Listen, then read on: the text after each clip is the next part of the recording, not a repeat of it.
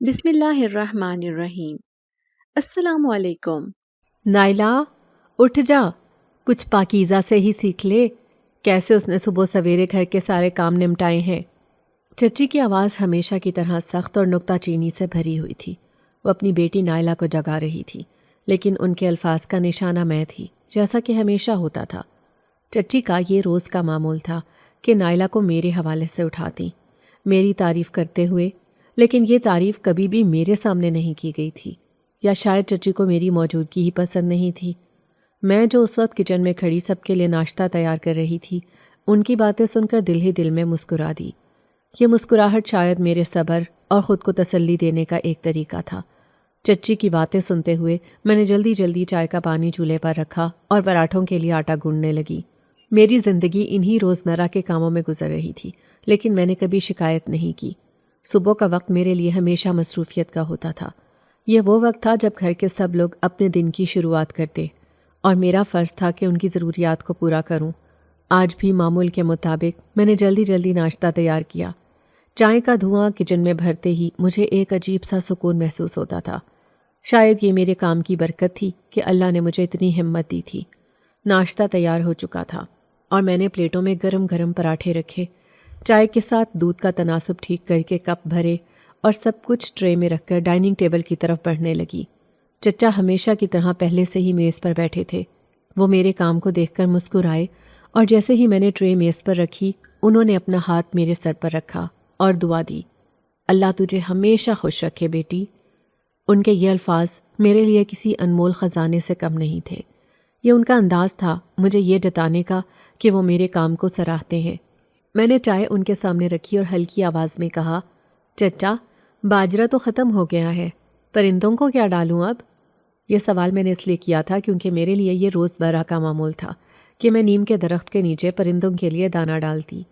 یہ کام میں کئی سالوں سے کر رہی تھی اور یہ میرے دل کو ایک خاص سکون دیتا تھا۔ چچا نے میری بات سن کر گہری سانس لی اور کہا، بیٹی شام میں بازار جاتا ہوں تو یاد دلا دینا، میں لے کر آؤں گا۔ ان کے لہجے میں ہمیشہ کی طرح نرمی اور شفقت تھی جو مجھے حوصلہ دیتی تھی۔ میں ان کی بات سن کر خاموش ہو گئی اور دل ہی دل میں دعا کرنے لگی کہ اللہ ان کا سایہ ہمیشہ میرے سر پر رکھے۔ ناشتہ میز پر سجا دیا اور سب لوگ آہستہ آہستہ آ کر بیٹھنے لگے۔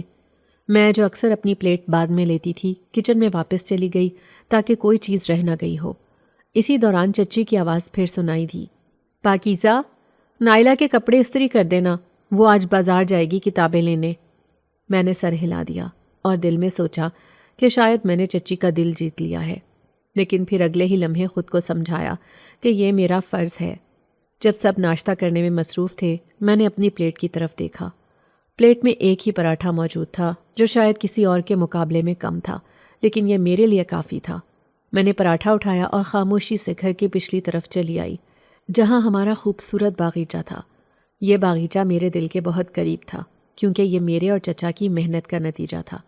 ہم دونوں نے مل کر اس کی دیکھ بھال کی تھی اور یہ ہر موسم میں اپنی خوبصورتی کے ذریعے دل کو سکون دیتا تھا۔ باغیچے میں داخل ہوتے ہی نیم کے اس پرانے اور شاندار درخت پر نظر پڑی جو دادی کے ہاتھوں لگایا گیا تھا۔ یہ درخت واقعی حیرت انگیز تھا۔ اس کی گول گول شاخیں زمین تک جھکی ہوئی تھیں اور ایسا محسوس ہوتا تھا جیسے کسی خوبصورت گلدستے نے زمین کو گلے لگا لیا ہو۔ اس درخت کی ہر شاخ میں ایک خاص جادو تھا، جیسے یہ کسی خزانے کا حصہ ہو۔ ہوا کے ساتھ ہلکی ہلکی سرسراہٹ پیدا ہوتی جو ماحول کو مزید دلکش بنا دیتی تھی۔ میں نے ایک شاخ کو ہٹایا اور پراٹھا وہیں رکھ دیا جو میرا روز کا معمول تھا۔ پراٹھا رکھنے کے بعد میں باغیچے میں ٹہلنے لگی۔ میرے قدم خود بخود ان پگڈنڈیوں پر چل رہے تھے جو میں نے اور چچا نے مل کر بنائی تھیں۔ باغیچے کی تازہ ہوا میرے چہرے سے ٹکرا رہی تھی اور میں دل ہی دل میں سوچنے لگی کہ اگر آج میں اپنے حصے کا کھانا ان بے زبان پرندوں کو نہ دیتی تو وہ بیچارے بھوکے رہ جاتے۔ یہ خیال میرے دل کو ایک خاص سکون دیتا تھا۔ یہ میرا روز کا معمول تھا۔ ہر صبح میں باجرہ یا بچا ہوا کھانا لے کر نیم کے درخت کے نیچے رکھ دیتی تھی تاکہ یہ معصوم پرندے اپنی بھوک مٹا سکیں۔ میرے لیے یہ ایک چھوٹا سا عمل تھا، لیکن اس کا مقصد بہت بڑا تھا۔ میں نے ہمیشہ یہ سوچا تھا کہ شاید ان پرندوں کی دعائیں ہمارے لیے رزق میں برکت کا باعث بنتی ہوں۔ چچا بھی ہمیشہ میرے اس کام کو سراہتے تھے۔ وہ اکثر کہتے، بیٹی یہ تمہاری نیکی ہے جو اللہ کو پسند آتی ہے۔ اسی کی وجہ سے ہمارے گھر میں سکون اور رزق کی فراوانی ہے، ورنہ ہمارے حالات تو کبھی ایسے نہ تھے۔ چچا کی یہ باتیں ہمیشہ میرے دل کو سکون دیتیں اور مجھے مزید ہمت دیتیں کہ میں یہ عمل جاری رکھوں، لیکن ہر بار چچا کی بات پر چچی طنزیاں ہنستے ہوئے کہتیں، رزق کمانے سے آتا ہے، ہمدردیاں کرنے سے نہیں۔ ان کے یہ الفاظ کانٹوں کی طرح میرے دل میں چبھتے تھے، لیکن میں کچھ نہیں کہتی تھی۔ میں جانتی تھی کہ چچی میرے کاموں کو کبھی اہمیت نہیں دیتی اور شاید مجھے اس گھر میں بھی زیادہ پسند نہیں کرتی۔ میں نے باغیچے میں ٹہلتے ہوئے نیم کے درخت کی طرف دوبارہ دیکھا۔ وہ پراٹھا ابھی وہیں پڑا تھا اور پرندے آہستہ آہستہ وہاں جمع ہو رہے تھے۔ حیرت کی بات یہ تھی کہ ان سب رنگ برنگے پرندوں میں 3 پرندے سفید رنگ کے تھے جو بالکل شفاف معلوم ہو رہے تھے۔ انہیں دیکھ کر میرا دل خوش ہو گیا۔ اتنے خوبصورت پرندے میں نے آج تک پہلے کبھی نہیں دیکھے تھے۔ میں نے یہ منظر دیکھ کر ایک بار پھر اللہ کا شکر ادا کیا۔ یہ لمحہ میرے لیے نہایت قیمتی تھا، کیونکہ مجھے یقین تھا کہ ان پرندوں کی دعائیں میری زندگی کو سکون اور برکت سے بھر دیتی ہیں۔ میں دل ہی دل میں یہ سوچنے لگی کہ ہم انسان اکثر چھوٹے اعمال کو نظر انداز کر دیتے ہیں، لیکن یہی اعمال ہماری زندگیوں میں بڑی تبدیلیاں لا سکتے ہیں۔ شاید اسی لیے چچا ہمیشہ کہتے تھے کہ نیکی کا کوئی عمل چھوٹا نہیں ہوتا، کیونکہ یہ اللہ کے ہاں قبول ہو جائے تو انسان کے لیے دنیا اور آخرت دونوں سنور سکتی ہیں۔ میرا نام پاکیزہ حیات ہے اور میرا تعلق ایک مڈل کلاس، سادہ مگر باعزت خاندان سے ہے۔ میری عمر اس وقت 23 سال ہے اور میری زندگی کے بیشتر حصے نے مجھے صبر اور شکر کا سبق سکھایا ہے۔ میں نے میٹرک تک تعلیم حاصل کی، جو کہ میری رسمی تعلیم کا اختتام تھا۔ اس کے بعد میرے دل کا رجحان دین کی طرف زیادہ ہو گیا۔ شاید یہ میرے والدین کی دعاؤں یا ان کی یاد کا اثر تھا، کیونکہ میں نے ہمیشہ یہ خواہش کی کہ میں ان کے لیے صدقہ جاریہ بن سکوں۔ میرے والدین کا انتقال اس وقت ہوا تھا جب میں صرف 8 سال کی تھی۔ وہ ایک خوفناک روڈ حادثے کا شکار ہو گئے تھے، جو ہماری پوری فیملی کے لیے ایک ناقابل یقین صدمہ تھا۔ اس حادثے نے میری زندگی کو مکمل طور پر بدل دیا۔ ماں اور باپ کے بغیر دنیا کتنی سخت ہو سکتی ہے، یہ میں نے بچپن میں ہی جان لیا تھا، لیکن اللہ نے مجھے ایک ایسی نعمت عطا کی تھی جو میری زندگی کی روشنی بن گئی۔ میری دادی، وہ نہایت نیک، عبادت گزار اور دیندار خاتون تھیں۔ دادی نے مجھے والدین کے جانے کے بعد اپنی گود میں لیا اور مجھے یتیمی کے احساس سے بچانے کی بھرپور کوشش کی۔ ان کا ہر عمل، ہر بات مجھے ایک سبق دیتی تھی۔ انہوں نے مجھے ہمیشہ صبر، حوصلے اور دین کی محبت کا درس دیا۔ دادی کو اپنے مرحوم بیٹے اور بہو کا بہت دکھ تھا، لیکن انہوں نے اپنے غم کو کبھی میرے سامنے ظاہر نہیں ہونے دیا۔ وہ ہر وقت میرے والدین کے ایصال ثواب کے لیے کچھ نہ کچھ کرتی رہتی تھی، کبھی قرآن پاک کی تلاوت، کبھی صدقہ اور کبھی دعا۔ دادی کی ان عبادات اور ان کے طرز زندگی نے مجھے بھی متاثر کیا۔ میں اکثر سوچتی کہ مجھے بھی اپنے والدین کے لیے کچھ کرنا چاہیے، اور یہی سوچ مجھے دین کی طرف لے گئی۔ میں نے اپنی دادی سے ہی قرآن پاک کی تعلیم حاصل کی۔ وہ نہ صرف میرے لیے ایک ماں کی طرح تھیں، بلکہ ایک استاد اور ایک رہنما بھی تھیں۔ میں نے گھر کے کام کاج کے ساتھ ساتھ قرآن مجید کی تلاوت کو اپنی زندگی کا معمول بنا لیا تھا۔ یہ تلاوت میرے دل کو سکون دیتی تھی اور مجھے دنیاوی مسائل سے دور لے جاتی تھی۔ نماز بھی میری زندگی کا اہم حصہ بن گئی۔ میں نے اپنے آپ سے عہد کیا کہ کوئی بھی وقت ایسا نہ ہو جب میری نماز قضا ہو۔ دادی ہمیشہ کہا کرتی تھی، نماز انسان کو دنیا اور آخرت میں کامیاب کرتی ہے بیٹی۔ ان کی یہ بات میرے دل میں گھر کر گئی تھی اور میں نے اپنی زندگی کو نماز کے ساتھ باندھ لیا تھا۔ میری دادی کی زندگی بہت سادہ تھی۔ وہ نہ تو کسی تقریب میں جاتی تھی، نہ کسی شادی بیاہ میں شرکت کرتی تھی۔ وہ کہتی تھیں کہ دنیاوی تقاریب سے دل عبادت سے ہٹ جاتا ہے اور آخرت کے حساب کتاب میں خلل آتا ہے۔ ان کا زیادہ تر وقت عبادت اور ذکر و اذکار میں گزرتا تھا۔ انہوں نے اپنے آپ کو اپنے کمرے تک محدود کر لیا تھا اور یہ کمرہ ان کی عبادت گاہ بن گیا تھا۔ ان کی دعائیں اور تسبیحات کی آوازیں گھر کے ہر کونے میں گونجتی تھیں اور ان کی موجودگی سے گھر کا ماحول نورانی سا لگتا تھا۔ جب میں 16 سال کی ہوئی تو میری زندگی میں ایک اور صدمہ آیا، دادی کا انتقال۔ یہ واقعہ میرے لیے ناقابل برداشت تھا، کیونکہ دادی ہی میری دنیا تھی۔ ان کے بغیر میں نے خود کو بے یار و مددگار محسوس کیا، لیکن چچا نے اس وقت میرا سہارا بن کر مجھے سنبھالا۔ چچا نے ہمیشہ مجھے اپنے مرحوم بھائی کی آخری نشانی کہا۔ وہ مجھ سے بے حد محبت کرتے تھے اور میری ہر ضرورت کا خیال رکھتے تھے۔ میرے چچا نے میری پرورش اس محبت اور شفقت سے کی جیسے میں ان کی اپنی بیٹی ہوں۔ وہ ہمیشہ کہتے تھے، پاکیزہ، تمہارے والدین تم پر فخر کریں گے اگر تم ایک نیک اور صابر لڑکی بنو۔ ان کے یہ الفاظ میرے لیے حوصلے کا سبب بنتے تھے۔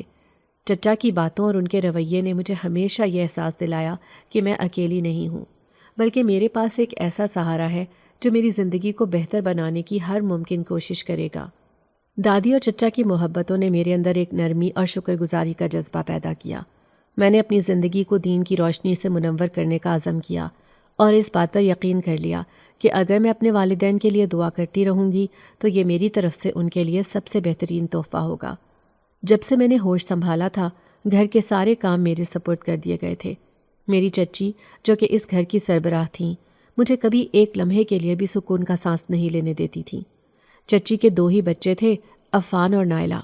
عفان میری عمر کا تھا اور نائلہ مجھ سے 2 سال چھوٹی تھی۔ ان دونوں کے لیے چچی کے دل میں بے حد محبت اور امیدیں تھیں، جبکہ میرے لیے ان کے دل میں ہمیشہ سے ایک سرد مہری رہی۔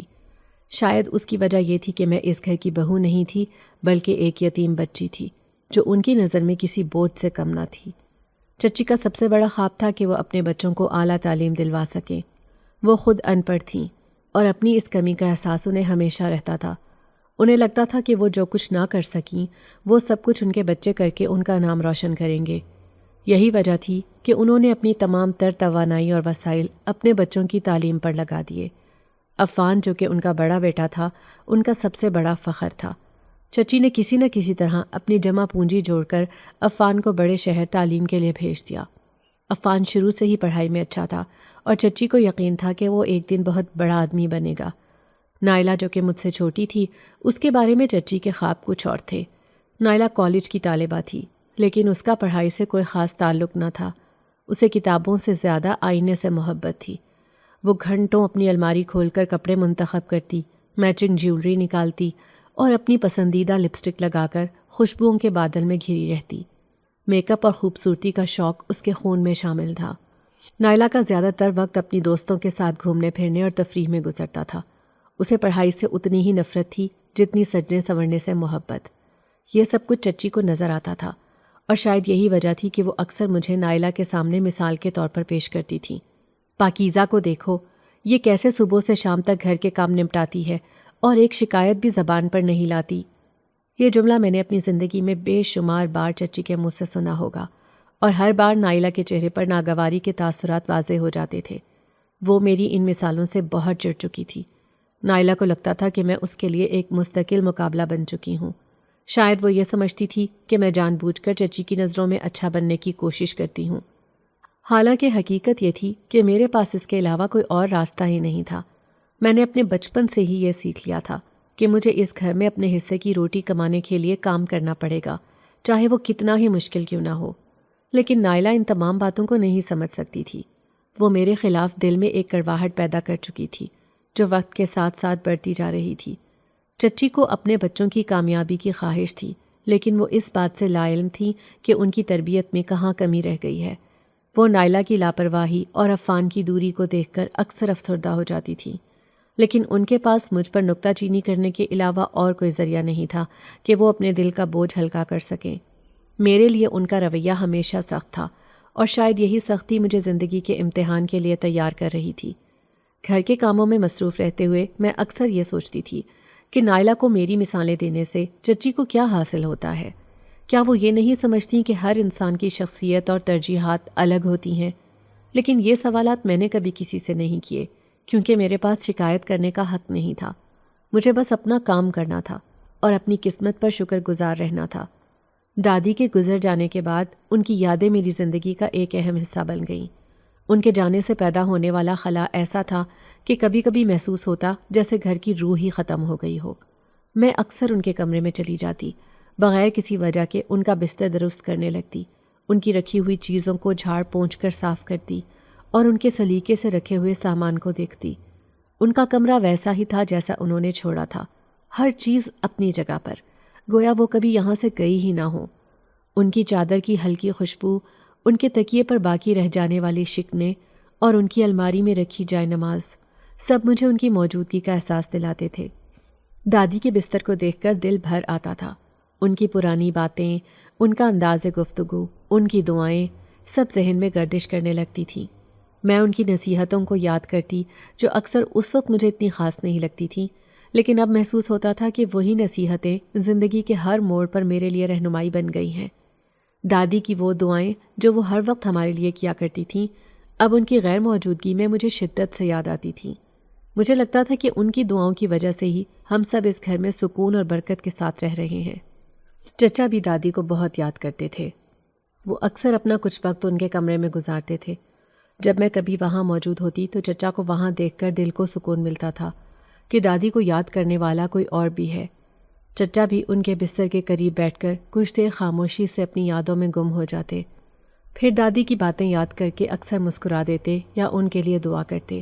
مجھے ان کی یہ عادت بہت اچھی لگتی تھی، کیونکہ یہ بتاتی تھی کہ دادی نے اپنی زندگی میں اپنے بچوں کی ایسی تربیت کی تھی جو ان کی یادوں میں ہمیشہ زندہ رہے گی۔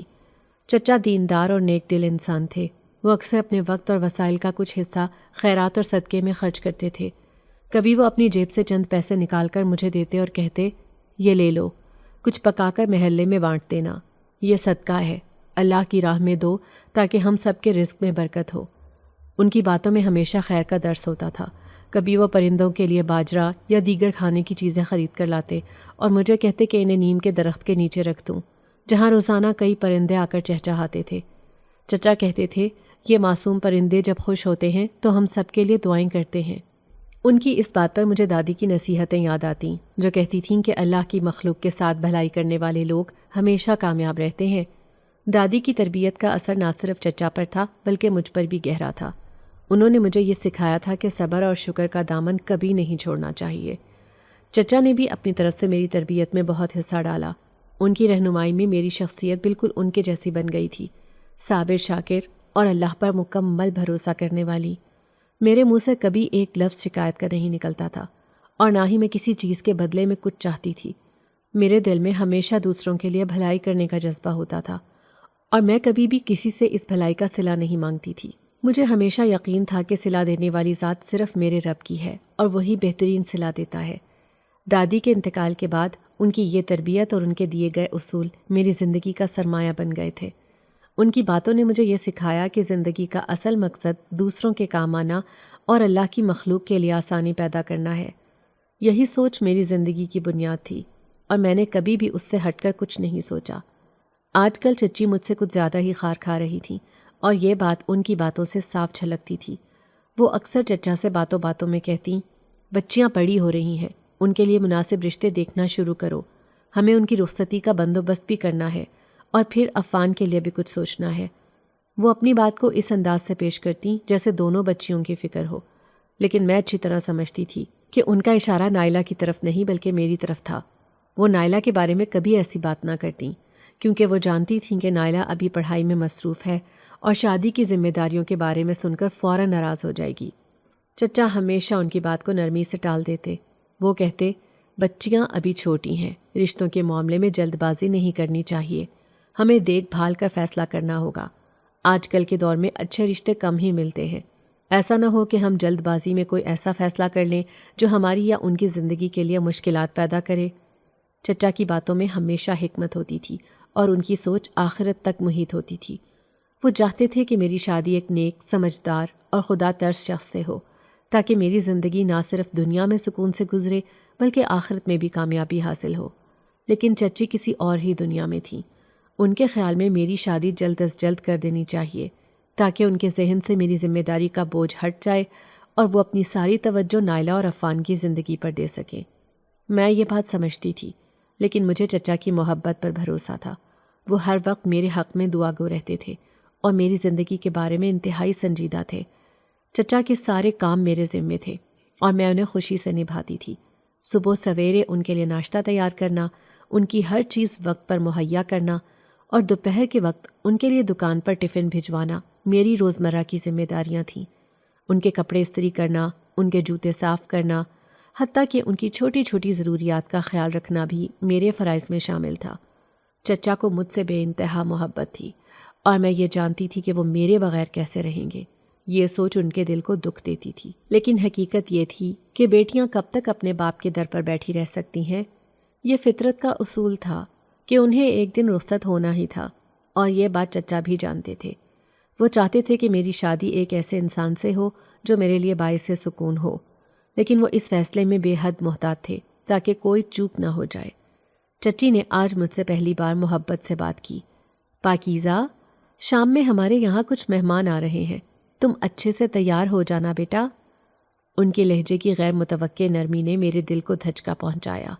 ان کے بدلے ہوئے انداز نے میرے دل میں یہ خیال پختہ کر دیا کہ یہ مہمان میرے لیے کسی رشتے کے سلسلے میں آ رہے ہیں۔ میرا دل خوف اور وسوسوں سے بھر گیا۔ میں چپ چاپ نماز کے مصلے پر جا بیٹھی اور دعا کرنے لگی، یا اللہ، میرے حق میں جو بھی ہو وہ بہتر ہو۔ میرے دل کی دھڑکنیں بڑھتی جا رہی تھیں اور ہر گزرتے لمحے کے ساتھ میری بے چینی میں اضافہ ہوتا جا رہا تھا۔ شام ہوتے ہی چچا معمول کے برخلاف وقت سے پہلے ہی گھر آ گئے۔ ان کے چہرے پر افسردگی اور پریشانی صاف نظر آ رہی تھی۔ ان کی آنکھوں میں الجھن کے سائے تھے اور ان کا خاموش رویہ یہ ظاہر کر رہا تھا کہ وہ کسی دباؤ کا شکار ہیں۔ میرا دل کہہ رہا تھا کہ یہ سب چچی کی کسی ضد یا دباؤ کا نتیجہ ہے، اور شاید انہوں نے ہی چچا کو مجبور کر دیا تھا کہ وہ اس رشتے پر رضامند ہو جائیں۔ چچا کی کمزور ہوتی صحت اور بڑھتی عمر کے باعث وہ اب مزید جھگڑے یا تنازعات مول نہیں لینا چاہتے تھے، اسی لیے انہوں نے چچی کی بات ماننے کا فیصلہ کر لیا تھا۔ رات کو گھر کے دروازے پر دستک ہوئی اور کچھ مہمان اندر داخل ہوئے۔ یہ 4 افراد تھے، 2 بزرگ، ایک نوجوان لڑکا اور ایک لڑکی۔ مہمانوں کے چہرے پر ایک عجیب سا تفاخر تھا، خاص طور پر اس لڑکی کا رویہ جو ہر بات میں کیڑے نکال رہی تھی۔ وہ بات بات پر اعتراض کر رہی تھی، جیسے سب کچھ اس کے معیار سے کم تر ہو۔ نوجوان لڑکا گندمی رنگت کا عام سا لگ رہا تھا، لیکن اس کی خاموشی اور جھجک عجیب سی محسوس ہو رہی تھی۔ اس نے کسی سے زیادہ بات نہیں کی، بلکہ زیادہ تر وقت نظریں جھکائے بیٹھا رہا۔ چچی نے اپنے مخصوص انداز میں سب کی خوب خاطر تواضع کی اور ان کا منہ میٹھا کروایا۔ اس کے بعد بغیر میری اجازت یا رائے لیے انہوں نے میرے رشتے کا فیصلہ کر دیا۔ میرا دل جیسے کسی نے مٹھی میں دبوچ لیا ہو۔ میری آنکھوں سے آنسو بہہ رہے تھے، لیکن میں خاموش تھی۔ میرے دل میں یہ سوال بار بار گونج رہا تھا کہ میری زندگی کا اتنا بڑا فیصلہ مجھ سے پوچھے بغیر کیسے کیا جا سکتا ہے۔ نہ تو میں نے لڑکے کے بارے میں کچھ جانا، نہ اس کے کردار یا سوچ کے بارے میں کچھ معلوم ہوا، اور نہ ہی مجھے یہ موقع دیا گیا کہ میں خود سے کوئی فیصلہ کر سکوں۔ اگلی صبح جب میں کچن میں کھڑی کھانا بنا رہی تھی، چچا میرے پاس آئے۔ ان کے چہرے پر ایک گہری اداسی چھائی ہوئی تھی۔ وہ میرے قریب آئے اور شرمندگی سے ہاتھ جوڑ کر بولے، پاکیزہ، مجھے معاف کر دو بیٹا، میں تمہارے ساتھ ناانصافی کر رہا ہوں، لیکن میں مجبور ہوں۔ تمہاری چچی کسی بات کو ماننے کے لیے تیار نہیں، وہ اس رشتے کو لے کر ضد پر اڑی ہوئی ہے۔ میری دعائیں تمہارے ساتھ ہیں اور میں تمہارے لیے ہمیشہ دعا گو رہوں گا۔ تمہاری شادی عارف کے ساتھ 1 مہینے کے اندر ہو رہی ہے۔ اگر تمہیں کسی چیز کی ضرورت ہو تو مجھ سے بے جھجک کہہ دینا۔ چچا کے الفاظ میرے دل پر بجلی بن کر گرے۔ ان کی بے بسی اور شرمندگی نے میرے دل کو چھلنی کر دیا۔ میری آنکھوں سے آنسو جاری ہو گئے، لیکن میں نے خود کو سنبھالتے ہوئے انہیں تسلی دی۔ چچا، آپ فکر نہ کریں، میں نے ہمیشہ صبر کرنا سیکھا ہے اور میں آپ کو کبھی مایوس نہیں کروں گی۔ اللہ بہتر کرے گا۔ یہ کہہ کر میں نے انہیں گلے لگا لیا اور ان کی آنکھوں میں نمی دیکھ کر میرا دل مزید دکھ سے بھر گیا۔ چچی نے اپنی طرف سے شادی کی تیاریاں دھوم دھام سے شروع کر دیں، لیکن میرا دل اندر سے بالکل خالی تھا۔ میں اپنے دل کی کیفیت کسی سے کہہ بھی نہیں سکتی تھی، کیونکہ گھر میں میرے لیے کسی کے دل میں ہمدردی نہیں تھی سوائے چچا کے۔ شادی کے دن تک بھی میں گھر کے تمام کام کاج کرتی رہی۔ صبح سے رات تک میں سب کے آرام کا خیال رکھتی رہی، لیکن دل میں ایک عجیب سا بوجھ تھا۔ شادی والے دن جب میں مایوں کے پیلے جوڑے میں ملبوس تھی تو میری نظر گھر کے صحن میں رکھے خالی برتن پر گئی، جس میں پرندوں کے لیے دانہ ڈالتی تھی۔ اسے خالی دیکھ کر میرے دل میں خیال آیا کہ میرے بعد تو یہ پرندے بھی اداس ہو جائیں گے۔ وہ سوچیں گے کہ وہ لڑکی کہاں چلی گئی جو انہیں روزانہ دانہ ڈالتی تھی۔ شاید میرے جانے کے بعد وہ اس گھر میں آنا بھی چھوڑ دیں۔ یہ خیال میرے دل کو مزید دکھ دے رہا تھا اور میری آنکھوں سے بے اختیار آنسو بہنے لگے۔ شام کو میرا نکاح ہوا اور میں عارف کے ساتھ رخصت ہو کر ان کے گھر آ گئی۔ میرے دل میں کئی سوالات تھے، لیکن زندگی کی حقیقتوں کو قبول کرنا ہی میرا مقدر تھا۔ یہ نئی زندگی میرے لیے کیسی ہوگی؟ کیا عارف وہ شخص ثابت ہوگا جس کے بارے میں چچا دعا گو تھے؟ یہ سب سوالات میرے دل میں طوفان کی طرح اٹھ رہے تھے، اور میں اپنے اللہ سے دل ہی دل میں دعا کر رہی تھی کہ وہ میرے لیے یہ نیا سفر آسان کر دے۔ عارف کے ساتھ رخصت ہو کر نئے گھر میں قدم رکھنے کے بعد میری زندگی ایک عجیب سی الجھن کا شکار ہونے لگی۔ ابتدائی دنوں میں عارف کا رویہ سرد اور لاتعلقی پر مبنی تھا۔ وہ مجھ سے بات کرتے وقت نہ تو کوئی گرم جوشی دکھاتے اور نہ ہی کسی قسم کی دلچسپی ظاہر کرتے۔ مجھے لگا شاید نئے رشتے اور نئی ذمہ داریوں کے بوجھ نے انہیں تھکا دیا ہے، لیکن جیسے جیسے دن گزرتے گئے ان کی بے اعتنائی بڑھتی ہی چلی گئی۔ وہ اکثر گھر دیر سے آتے اور آ کر سیدھا اپنے کمرے میں چلے جاتے۔ میں ان کے لیے کھانا تیار کر کے انتظار کرتی، لیکن وہ یا تو ناپسند کھانے کا بہانہ بنا کر سو جاتے یا پھر باہر سے کھا کر آتے۔ ان کے اس رویے نے میرے دل میں عجیب سا خوف پیدا کر دیا تھا۔ کیا وہ مجھ سے خوش نہیں تھے؟ کیا میں ان کے معیار پر پوری نہیں اتری؟ یہ سوالات مجھے اندر سے توڑنے لگے تھے۔ گھر کے حالات بھی کچھ کم پریشان کن نہیں تھے۔ میری ساس جو شادی کے دنوں میں بہت محبت اور شفقت کا مظاہرہ کرتی تھیں، اب آہستہ آہستہ اپنے اصل رنگ دکھانے لگی تھیں۔ ان کے چہرے کی مسکراہٹ اب ایک طنزیہ ہنسی میں بدل چکی تھی۔ وہ بات بات پر میری تربیت اور عادات کو نشانہ بناتیں اور میرے کھانے پینے سے لے کر لباس تک ہر چیز میں خامیاں نکالتیں۔ اگر میں گھر کے کام وقت پر ختم نہ کر پاتی تو وہ کھلے الفاظ میں مجھ پر تنقید کرتیں اور کبھی کبھی عارف کے سامنے بھی میری شکایت کرتیں۔ ان کی نظروں میں ایک عجیب سی نفرت اور غیر تسلی بخش رویہ تھا، جیسے میری موجودگی ان کے لیے کسی بوجھ سے کم نہ ہو۔ میرے لیے سب سے تکلیف دہ لمحہ وہ ہوتا تھا جب میں عارف کے سامنے اپنی ساس کی باتوں کا ذکر کرتی اور وہ مجھے خاموش رہنے کا اشارہ کر دیتے۔ ان کا کہنا تھا کہ میں چھوٹی چھوٹی باتوں کو دل پر نہ لیا کروں اور ان کی ماں کا احترام کروں، چاہے وہ کچھ بھی کہہ دیں۔ عارف کی یہ غیر جانبداری اور لاتعلقی میرے لیے مزید دکھ کا باعث بن رہی تھی۔ میں اکثر راتوں کو جاگ کر دعا کرتی کہ اللہ مجھے اس آزمائش میں ثابت قدم رکھے۔ ساس کے رویے میں سب سے زیادہ تکلیف دہ بات یہ تھی کہ وہ مجھے عارف کے سامنے جان بوجھ کر نیچا دکھانے کی کوشش کرتیں۔ کبھی وہ کہتیں، یہ لڑکی تو اتنا آہستہ آہستہ کام کرتی ہے، ایک کام کو لے کر بیٹھے تو گھنٹے لگاتی ہے، پتہ نہیں ہمارے نصیب میں یہ کہاں سے آ گئی۔ اور کبھی کہتیں، ہماری بہو کو دیکھو، نہ بات کرنے کا ڈھنگ، نہ کپڑے پہننے کا شعور، ہر وقت سادہ اور پھیکے لباس میں ملبوس رہتی ہے، جیسے یہ شادی اس کی انچاہی شادی ہو۔ ان جملوں نے میری خود اعتمادی کو زمین بوس کر دیا تھا اور میں اکثر خود کو آئینے میں دیکھ کر سوچتی کہ شاید واقعی میں ان کی توقعات پر پوری نہیں اتر رہی۔ اسی دوران ایک روز عارف نے مجھے اکیلے میں بلا کر کہا، پاکیزہ، تمہیں اپنی ساس کی باتوں کو سمجھنا ہوگا، وہ تمہیں اپنی بیٹی کی طرح سمجھتی ہیں اور جو کچھ کہتی ہیں وہ تمہاری بہتری کے لیے ہوتا ہے۔ ان کے اس جملے نے میرے دل کو مزید زخمی کر دیا۔ میں نے دل میں سوچا کہ اگر وہ واقعی مجھے بیٹی سمجھتیں تو اس قدر سختی اور طنز کیوں کرتیں؟ لیکن میں نے خود کو خاموشی کے حصار میں قید کر لیا تھا۔ میری یہ زندگی دن بدن مشکل ہوتی جا رہی تھی۔ عارف کی بے توجہی اور ساس کی سخت گیری نے میری خوشیوں کو چھین لیا تھا۔ میں نے کئی بار خود سے یہ سوال کیا کہ کیا میری قسمت میں یہی لکھا تھا؟ کیا یہ زندگی ہمیشہ ایسی ہی رہے گی؟ اور کیا عارف کبھی مجھ پر توجہ دیں گے یا ہمیشہ اپنی ماں کی باتوں کو اہمیت دیتے رہیں گے؟ یہ سوالات میرے ذہن میں گونجتے رہتے اور میں اللہ سے رہنمائی کے لیے گڑ گڑا کر دعا کرتی رہتی کہ وہ مجھے اس آزمائش سے نکالے یا کم از کم مجھے صبر کا حوصلہ عطا کرے۔ لیکن میرے دل کے کسی کونے میں یہ امید بھی باقی تھی کہ شاید وقت کے ساتھ سب کچھ بہتر ہو جائے اور میری زندگی بھی خوشیوں سے بھر جائے۔ ایک شام میں کچن میں کھانے کی تیاری کر رہی تھی جب عارف کی بہن کچن میں آئیں۔ وہ کچھ وقت میرے ساتھ بیٹھیں اور باتیں کرنے لگیں۔ ان کی گفتگو میں ایک عجیب سی بے ساختگی تھی، جیسے وہ کوئی راز چھپانے کے بجائے میرے سامنے کھولنا چاہتی ہوں۔ تھوڑی دیر بعد وہ مسکرائیں اور ہلکے لہجے میں بولیں، بھابی، آپ کو معلوم ہے عارف بھائی یونیورسٹی کے دنوں میں کسی لڑکی کو پسند کرتے تھے۔ ان کے یہ الفاظ سن کر میرے ہاتھ رک گئے اور دل کی دھڑکن تیز ہو گئی۔ میں نے حیرت سے ان کی طرف دیکھا جیسے وہ مذاق کر رہی ہوں، لیکن ان کے چہرے کی سنجیدگی نے واضح کر دیا کہ یہ حقیقت ہے۔ میں نے خود کو سنبھالا اور دھیمے لہجے میں پوچھا، یہ آپ کیا کہہ رہی ہیں؟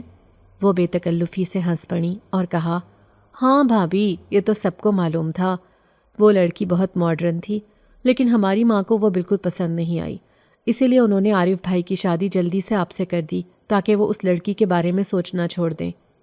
ان کے انکشاف نے مجھے ایک گہرے صدمے میں ڈال دیا۔ میرے دل میں ایک طوفان اٹھ کھڑا ہوا۔ کیا میری حیثیت صرف ایک سمجھوتے کی تھی؟ کیا میرا وجود صرف اس لیے تھا کہ عارف اپنی زندگی سے کسی اور کو نکال سکے؟ اس رات میں نے ہمت کی اور عارف سے اس بات کا سامنا کیا۔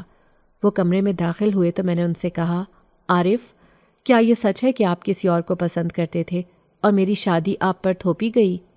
میرے سوال نے انہیں غصے میں بھر دیا۔ ان کی آنکھوں میں چمک اور ماتھے پر شکن نمودار ہوئیں اور وہ بلند آواز میں بولے، ہاں یہ حقیقت ہے اور میں تم سے صاف کہتا ہوں تمہیں مجھ پر زبردستی تھوپا گیا ہے۔ ان کے یہ الفاظ سن کر میرے وجود پر جیسے قیامت ٹوٹ پڑی۔ میں نے اپنے آنسو ضبط کرنے کی کوشش کی لیکن وہ بے قابو ہو کر بہنے لگے۔ میں نے ان سے کہا، عارف، یہ میرا قصور نہیں تھا، میں نے کبھی آپ پر اپنی خواہش مسلط نہیں کی، اگر آپ خوش نہیں ہیں تو یہ سب کیوں ہو رہا ہے؟ لیکن وہ میرے جذبات کو نظر انداز کرتے ہوئے کہنے لگے، یہ سب میری زندگی میں مجبوری تھی، میں نے جو چاہا وہ مجھے نہیں ملا اور جو مجھے ملا وہ میں نہیں چاہتا تھا۔ ان کے ان الفاظ سے میں مکمل طور پر ٹوٹ چکی تھی۔ میری شادی، جسے میں نے اپنی زندگی کا سب سے خوبصورت خواب سمجھا تھا، اب ایک تلخ حقیقت بن چکی تھی۔ عارف کی بے اعتنائی اور ان کے دل میں کسی اور کے لیے محبت کا احساس میرے لیے ناقابل برداشت تھا۔ میں نے دل ہی دل میں دعا کی، یا اللہ مجھے اس آزمائش میں صبر دے، لیکن میرے اندر ایک سوال مسلسل گونج رہا تھا، کیا میں واقعی اس شادی کو نبھا سکوں گی؟ کیا عارف کبھی مجھے اپنی زندگی میں وہ جگہ دیں گے جو ایک بیوی کا حق ہے، یا پھر یہ رشتہ ہمیشہ اسی تلخی اور لا تعلقی کا شکار رہے گا؟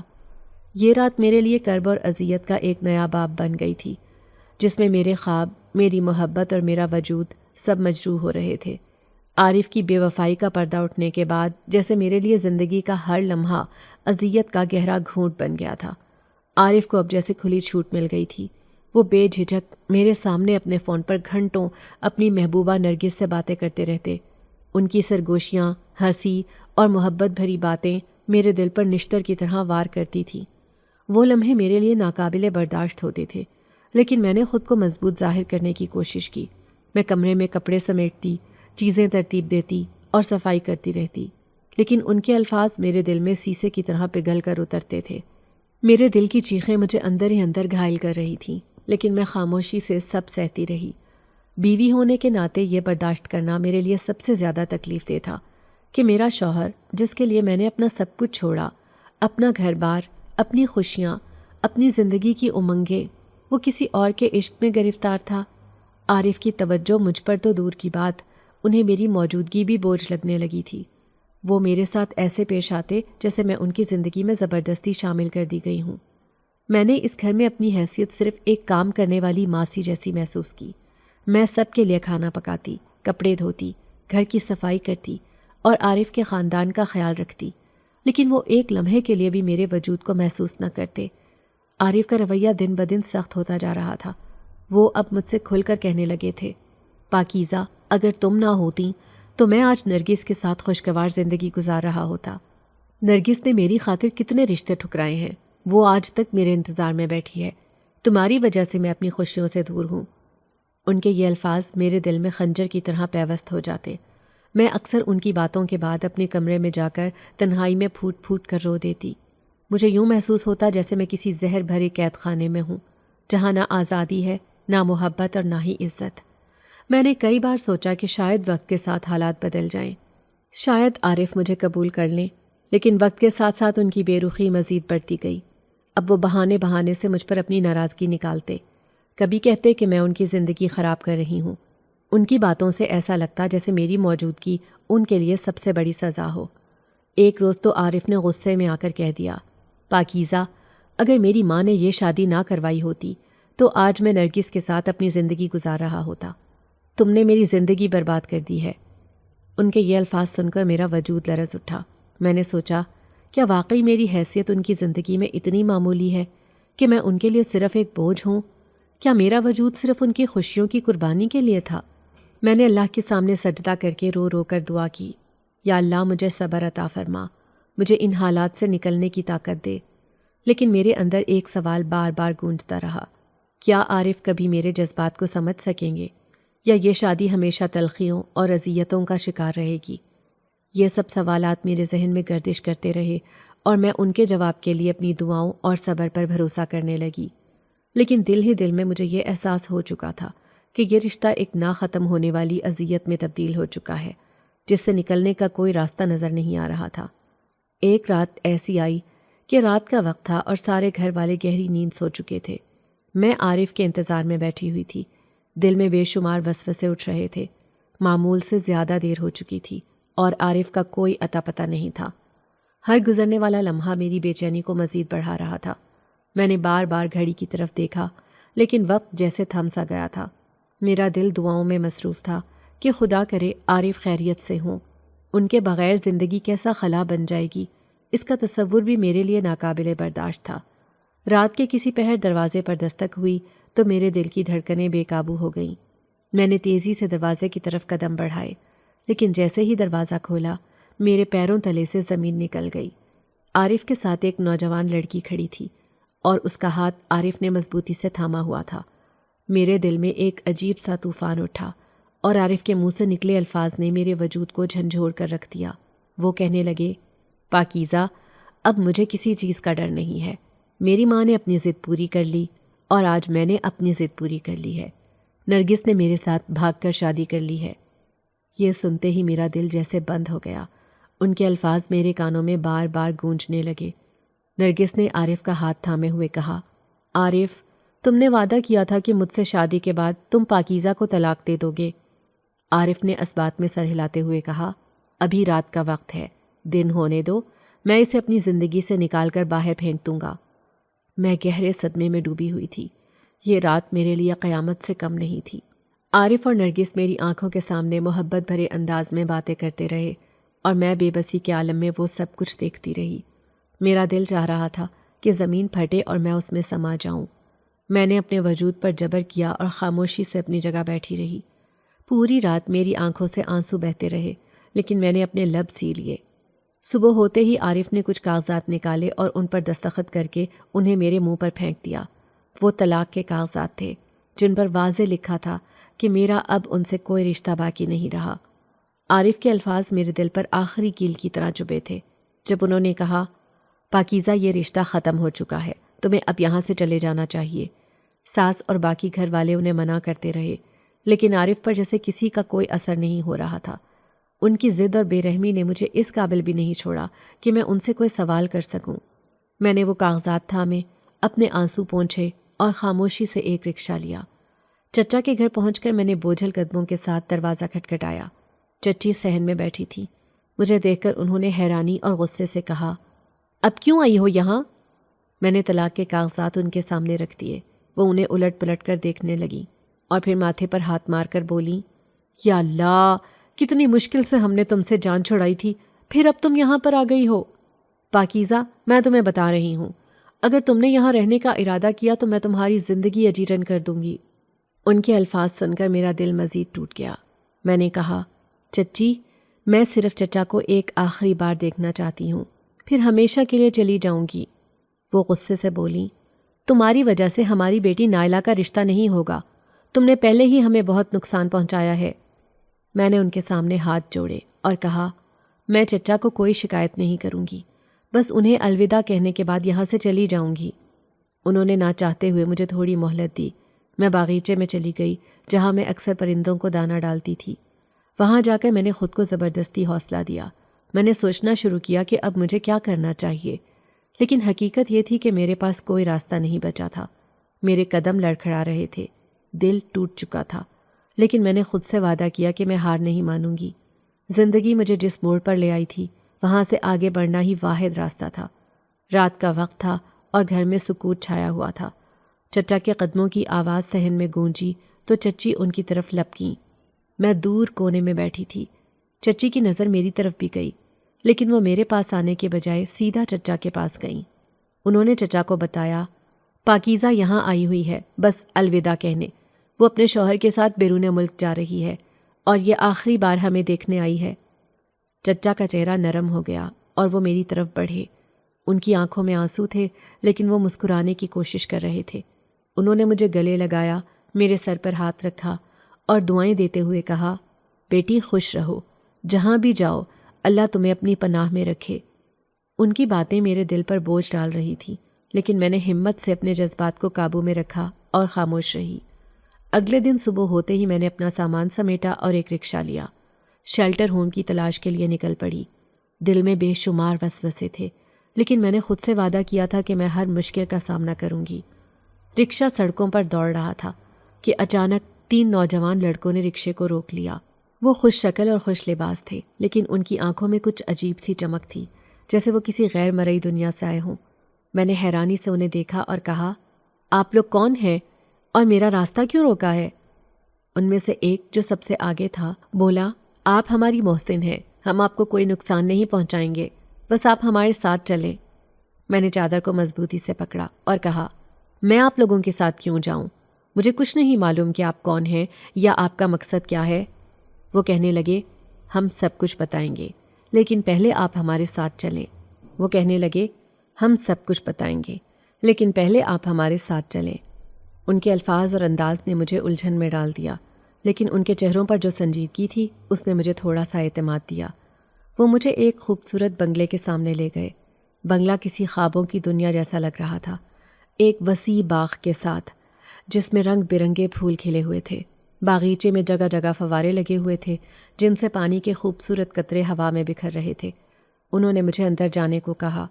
میں نے ہچکچاتے ہوئے ان سے کہا، ایسے کیسے میں آپ کے ساتھ اندر جاؤں؟ آپ مجھے بتائیں تو صحیح کہ یہ سب کیا ہے؟ ان میں سے ایک نے نرم لہجے میں کہا، آپ بے فکر ہو کر چلیں، ہم آپ کی حفاظت کے لیے آئے ہیں اور یہ جگہ آپ کی ہی ہے۔ میں حیرت سے ان کی باتیں سن رہی تھی، لیکن دل میں بے شمار سوالات اٹھ رہے تھے۔ آخر کار میں نے ان پر اعتماد کر کے قدم بڑھایا اور حویلی کے اندر داخل ہو گئی۔ اندر کی دنیا باہر سے بھی زیادہ خوبصورت تھی۔ شاندار فانوس چھت سے لٹک رہے تھے، زمین پر قالین بچھے ہوئے تھے اور ملازمائیں اپنی ذمہ داریوں میں مصروف تھیں۔ وہ تینوں مجھے صوفے پر بیٹھنے کا کہہ کر خود زمین پر بیٹھ گئے۔ یہ منظر میری سمجھ سے بالا تر تھا۔ میں نے کہا، یہ کیا کر رہے ہو؟ نیچے کیوں بیٹھے ہو؟ انہوں نے عاجزی سے کہا، ہم آپ کے غلام ہیں، ہمارا تعلق انسانوں کی دنیا سے نہیں ہے بلکہ ہم جنزاد ہیں۔ ان کے الفاظ سن کر میں سکتے میں آ گئی۔ میں نے حیرانی سے کہا، جنزاد؟ یہ آپ کیا کہہ رہے ہیں؟ وہ کہنے لگے، ہم تینوں یتیم تھے اور جب ہمیں سب سے زیادہ ضرورت تھی آپ نے ہمیں کھانا دیا۔ آپ ہمیں اپنے حصے کا کھانا لا کر دیتی تھیں، کبھی نیم کے درخت کے نیچے تو کبھی باغیچے میں۔ آپ کی اس نیکی نے ہماری جان بچائی۔ آج ہم جوان ہو چکے ہیں اور آپ کا احسان چکانے آئے ہیں۔ ان کی باتیں سن کر میرے ذہن میں پرانی یادیں تازہ ہو گئیں۔ وہ دن یاد آئے جب میں اپنی تنہائیوں میں پرندوں کو دانہ ڈالنے اور نیم کے درخت کے نیچے کھانے کا برتن رکھنے جایا کرتی تھی۔ مجھے اندازہ نہیں تھا کہ میری یہ چھوٹی سی نیکی کسی کے لیے اتنی بڑی اہمیت رکھتی ہوگی۔